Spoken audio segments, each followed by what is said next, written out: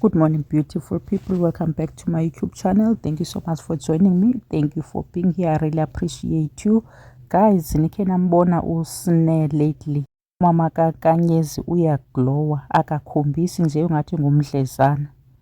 Mhle uSne bethunana. Kanti aboSne benza njani? Mabakhe ba-speed tips. Benza njani bona bathi bengabadlezana abantu bebabahle baglowe bathini. Hayibo, mabakhe ba-speed tips bethunana. Kuba kaloku mna ndazi kum xa ndingumdlezana ndivele ndibe ngathi ndilithumbu nje elisengiweyo okokuqala. Ndibe namatshubaba, ndibe nezitshanguba, iinwele zibe qathalala, uba ngazirileksa akusebenzeki. Hayibo, jongani uSne bahle kanjani. Uyabona uba uNkanyezi ingathi ayingumntanakhe, ingathi ugciniswe nje umntana wase-next door kwathiwa bamba apha. Umama wase-next door wathi bamba apha ndiyabuya. Ungamkhanyela uthi hayi ayingumntanakhe. Ndlela le amhle ngayo ndithi uyaglowa, ndithi usisidudla uSne. Ayikho nje into ethi hayi unesana. All over kwi-social networks nje uSne uyapost e-out uSne as-heavy fun. Umbhebhi Nkanyezi I think egciniwe mhlawumbi masithi ngumakhulu wakhe mamkhulu.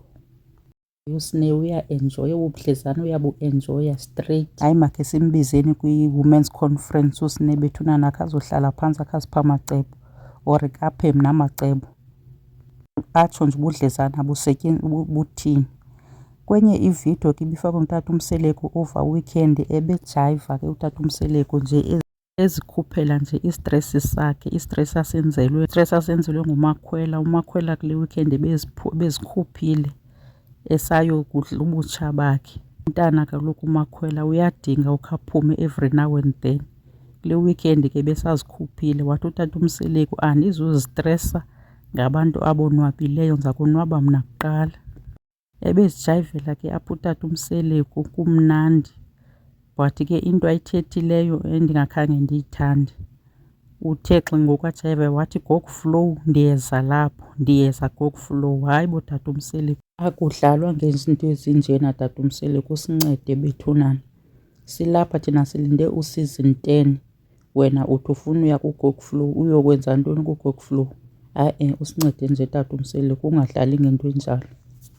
Yeka uGoFlow azilalele, uqhubeke nokuphila, uqhubeke ne-life yakho. Uyamjona uGoFlow iminyaka e-100 ezayo. Kwangoku khawube usenzela ii-seasons, fake enye emva kwenye, ungaphumli ixesha elide. Yabona ngoba efanele uba ngabe nibhizi niyashuta. Let's hope ngoku ujayivayo apha nibhizi niyashuta or ke nibe nisifakele izingane zesithembu. Ungathuleki nje kanti kwaMseleko yintoni guys nisenza kanje? Hayibo, can't wait ke for isizini elandelayo. Sesimazi kuMakhwela uba usentweni cause bephumile wayosela. So utata uMseleko akanaze ayiyeke ilali nje le uza kuyi-adressa. Uzayi-adressa le kaMakhwela uba bephumile wanevidiyo etrenda yesele. Yho, and intle nale ndawo afotele kuyo, le ndawo ajayivela kuyo. Andani noba kukwamacele na apha, intle bethuna nale ndlu. Usebenzile utata uMseleko, zintle izindlu zamakhosikazi wakhe nje zizonke. Usebenzile kakhulu lo tata. Ngafane nje sibe ezintweni ezininzi siyamgxeka kodwa hayi uyancomeka into ayenzileyo.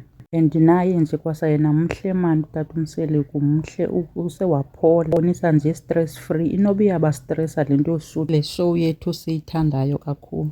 Because apho uyabonakala urelaxed, u-stress free nje. Singabe siyayizifuna nje le reality show yabo uba mabaqhubeke beshuta kodwa hayi benani iyabastresa and itya kuba egazini. Okay guys, mandiyibeke apha le video yanamhlanje. Do not forget to subscribe if you haven't subscribed yet and join in the community. Until next time, ndinithanda nonke. Bye bye for now.